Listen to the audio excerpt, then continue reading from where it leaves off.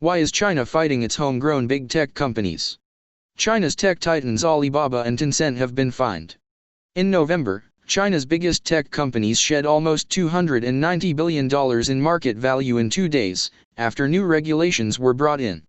Why is China going after the big tech companies? The desire to curb big tech has gone global. One reason for this is that giants such as Amazon, Apple, and Alibaba have become so large that they are setting norms and standards for hundreds of millions of people around the world.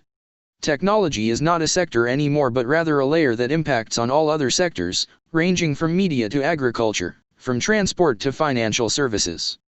Powerful, data-driven companies increasingly challenge the position of governments themselves. European and American regulators have shown a growing willingness to curtail national champions. Now this seems to extend to China too, after Alibaba's founder Jack Ma's long-anticipated $37 billion initial public offering of online micropayment giant Ant Group was last month halted by regulators. Mr. Ma saw the company as a technology vendor, but regulators scrutinized its impact on banking and finance. China has produced some of the world's largest technology companies, such as Tencent, ByteDance and Alibaba. These companies are often perceived to be answerable, ultimately, only to the Communist Party. That is certainly the view of much of the US, and increasingly much of Europe, of 5G giants such as ZTE and Huawei. These groups are seen less as private companies than as the instruments of a foreign adversary. Why did Beijing suddenly get so heavy-handed with one of its homegrown titans? The official reason is that it was part of an initiative to require internet borrowing platforms to provide more of their own funding for loans, especially as the size of Ant's RMB 1.7 tn, $259 billion, loan book is a potential systemic risk. But it may just as well have been because the Communist Party considered competition from a successful fintech company as encroaching on its own role. Or it may have been due to personal, economic, or bureaucratic concerns. Or it could have been simply a show of force.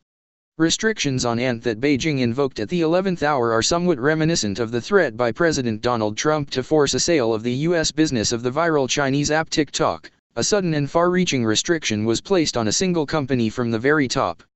Both bear all the hallmarks of a political intervention, even if formal arguments may point to national security or concerns over liquidity. Whatever the most important reason, the signal from the Ant case was clear. It marked China's entree into the world of big tech regulation and showed that Beijing is willing to halt tech's expansion domestically too. A range of US companies continue to be banned in China. China is a one-party, authoritarian state. This is important because it will inform the values that drive Chinese tech rules. While Beijing, like the US and the EU, may be worried about big tech's significant power, its responses are different. Where the US puts its trust in the market and uses market rules to mitigate harms, the EU frequently references fundamental rights protection as its most important driver. The Chinese system relies on a forceful state. Much of the world continues to worry that the Chinese state can weaponize its technology sector to serve its own political interests.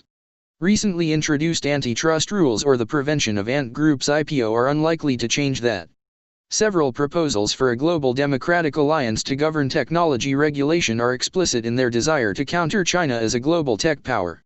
References to values, such as in the ambitions of democratic nations to band together, are becoming more assertive. In addition to the geopolitical race for dominance in artificial intelligence, another layer of global competition has now been added, between different models of technology governance. Regulations will have widespread effects on supply chains and consumer access to global platforms, as well as on data and privacy rules. Models for technology governance may be driven by security or social stability concerns, human rights, as in the EU, or economic factors such as antitrust. Whatever the case, decisions taken in Beijing, Brussels, or Washington will ripple across the world. Chinese state officials can in future use their recent regulatory decisions to underline the state's strength and emphasize there is a lot of light between corporate and state interests. Tech companies in China as in Europe and the US have been put on watch.